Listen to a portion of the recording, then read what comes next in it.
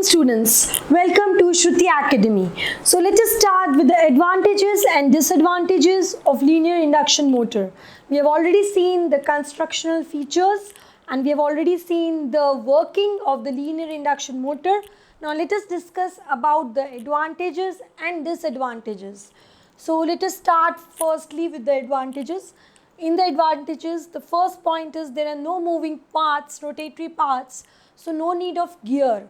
Gear requirement is not over here because there are no moving parts, no rotatory moving parts. Okay, in the rotatory induction motor, the rotatory moving parts were there, but here the motion is only the translational or the rectilinear portion. Okay, so there are no moving parts, so we are not requiring over here any type of gears. Okay, then the linear induction motor is simple in structure. It is very much simple because we are having primary and secondary, that too they are flattened part, so their construction is very much simple.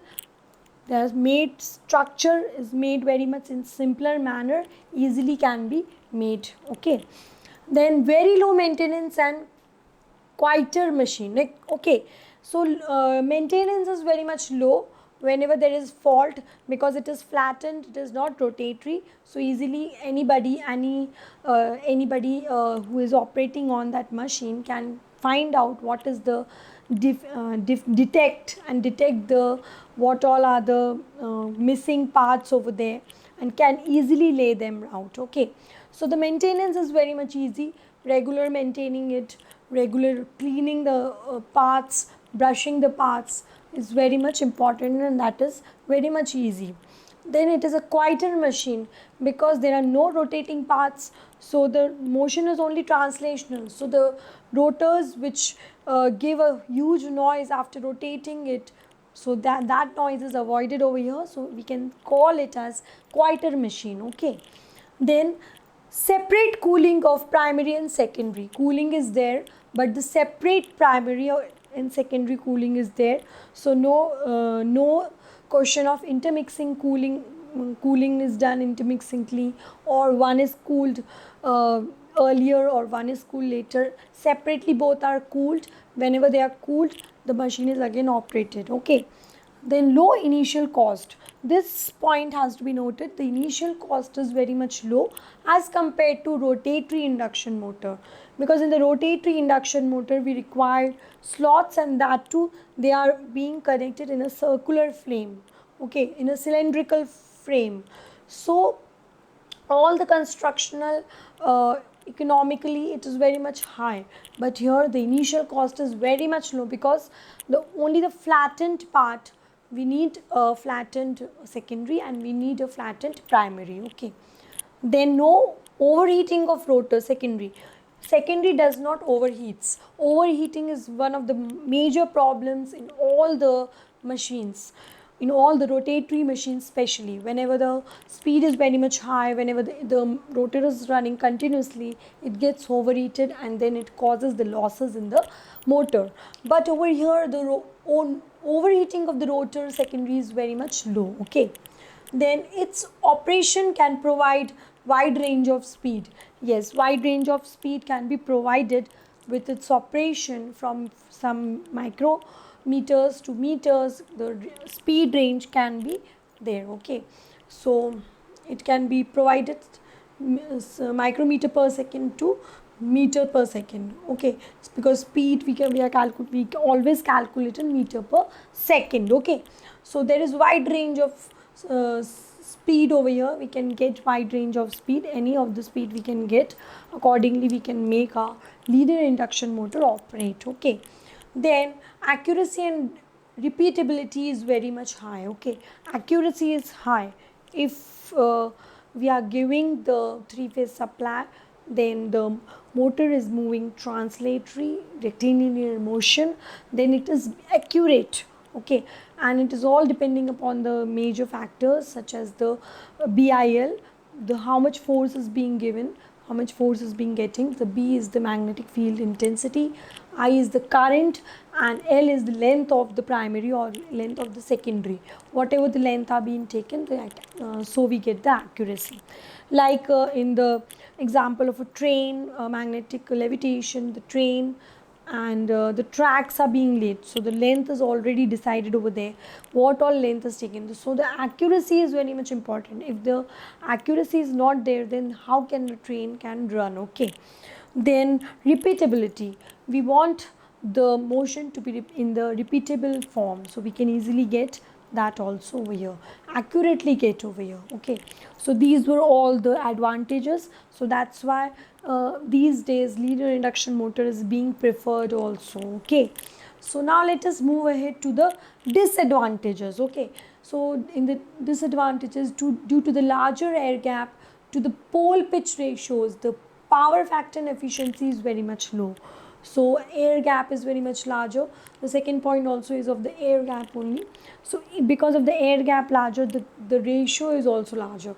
The air gap to the pole pitch ratio. Okay, so pole pitch, we already know that the linear synchronous velocity, the velocity of the traveling wave flux is Vs, and that only and only depends upon the pole pitch. It do not depends upon the number of poles, it is only depending upon the pole pitch, because it is equal to 2ft, where t is denoted by pole pitch. Okay, so that ratio, air gap and pole pitch ratio, is very much larger. The ratio itself is very much larger. So when it is larger, then the power factor and efficiency are very much low. Okay, so this is the major disadvantage of linear induction motor. Okay, then the air gap is of order of 25 mm, while in the cylindrical induction motor it is about 1 mm only. So you can see how much larger is the air gap. The air gap is very much larger. So because of that air gap, we are having lower power factor. So we are having lower power factor. This point we have already stated, but because of this air gap, the ratio of air gap to pole pitch is also larger over here.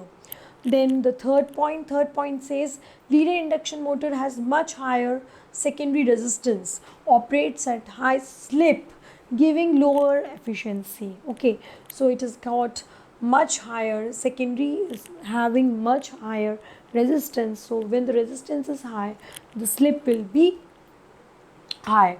Okay, when the resistance is high, the slip will be high, but the efficiency will be low. Okay, when the slip will be high, the speed will be low. Okay, so it is a major disadvantage regarding efficiency. Over here, the efficiency becomes low of a machine. We want a machine to be highly efficient. Okay, so here one of the factor is that the efficiency sometimes becomes lower because of the higher secondary resistance. Okay, and when the resistance is there, definitely the losses are also there. We already know. Okay, so then the fourth point says that linear induction motor do not produce any force at standstill. So when the motor is at standstill, it is not producing any force, it is not producing any thrust. So in the applications where the machine is in some coming to a standstill position, still some we want force, and then the machine's actual force stops. Some applications are like that also, but here the linear induction motor do not produce any force. Then the last point is that linear induction motor are physically larger as compared to the permanent magnet motors. So physically they are larger than the permanent magnet motors. Physically, if we see, the motor is larger.